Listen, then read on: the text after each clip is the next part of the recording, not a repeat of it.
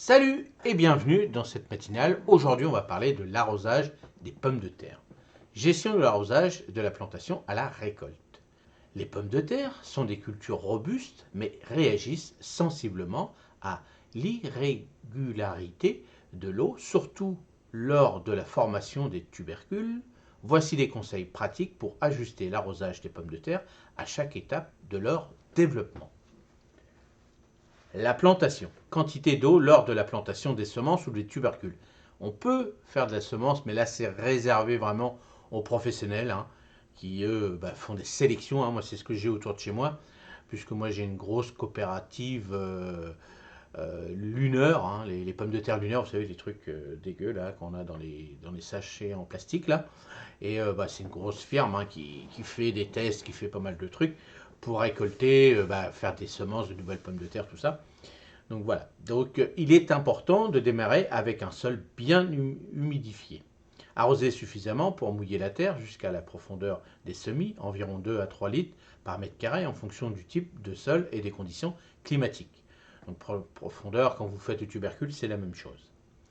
Pendant la croissance, quantité d'eau. Au fur et à mesure que les plants de pommes de terre grandissent, ils nécessitent un arrosage régulier pour maintenir un développement uniforme. Fournissez entre 1,5 litre et 2 litres par plant chaque semaine, ajusté en fonction des précipitations naturelles et de la température. Voilà, en fonction de ça.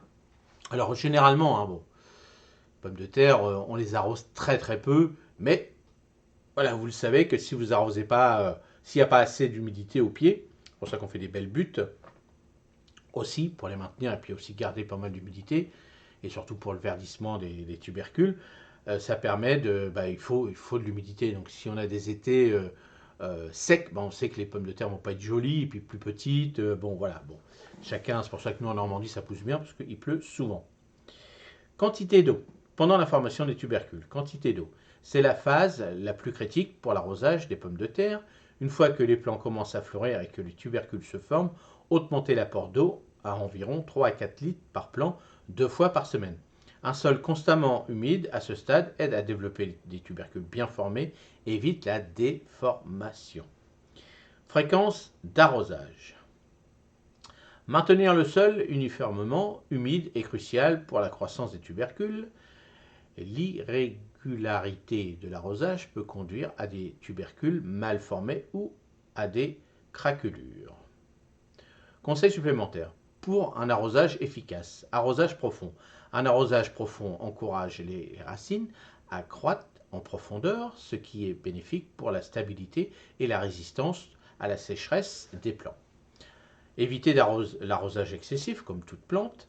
Trop d'eau peut provoquer le pourrissement des racines et des tubercules, donc surveillez le drainage de vos sols pour éviter l'engorgement. Utilisation de paillis, ça, on n'est pas, pas forcément, peut-être dans les régions très très chaudes.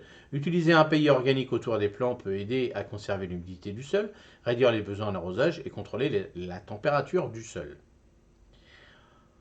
En suivant ces directives, tu pourras assurer à tes pommes de terre une alimentation en eau adéquate tout le long de leur cycle de vie, optimisant ainsi la qualité et le rendement de ta récolte. Donc voilà, alors le paillis, moi j'ai jamais mis de paillis pour mes pommes de terre. Alors bien sûr, on fait aussi maintenant, on fait ça depuis longtemps, mais dans de la paille, on fait même plus de butte, on met ça sous la paille. Moi j'ai essayé une année, ça n'a pas donné grand chose non plus, mais j'ai fait des tests. Donc là je suis revenu à la méthode traditionnelle. Je plante mes tubercules et après je bute tout ça à fur et à mesure que les tiges grandissent. Je fais ça comme le grand-père faisait. Et comme ça, je suis revenu à la méthode traditionnelle et plus facile. Je paille pas, je vérifie l'eau. Alors si vraiment il manquait vraiment d'eau chez nous en Normandie, pour l'instant c'est pas le cas. Mais je mets, si vous avez qu'un tuyau, vous mettez dans les rigoles, on va dire dans les rangées de pommes de terre que vous avez fait, vous mettez de l'eau. Ou alors si votre terrain, moi il est légèrement en petite pente légère, je mets un petit seau d'eau comme ça, puis ça coule tout doucement le long des buttes des pommes de terre. C'est comme ça que j'arrose si vraiment c'est nécessaire. Mais la pomme de terre, en règle générale, dans le nord de la France, ça va, on les arrose pas trop. Allez, j'espère que cette petite matinale vous a plu. Comment vous faites pour arroser vos pommes de terre? Dites-le nous dans les commentaires. Et n'hésitez pas à me poser des questions. J'y répondrai avec plaisir. Allez, passez une bonne journée. À demain matin. Salut.